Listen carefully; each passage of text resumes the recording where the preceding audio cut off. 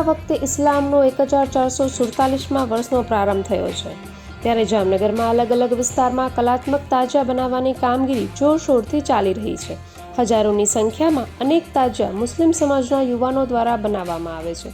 મુખ્યત્વે તાજિયામાં લાકડું અને થર્મોકોલનો ઉપયોગ થતો હોય છે, ત્યારે તાજિયાને લાઇટિંગ કામ માટે LED બલ્બ સિરીઝનો સુશોભિત કરવામાં આવે છે. તાજિયા સંચાલકો દ્વારા સતત 1 થી 1.5 મહિનાની જહેમતથી તાજિયાનું કામ પૂર્ણ થતું હોય છે, ત્યારે તેનો પ્રારંભ થઈ ગયો છે.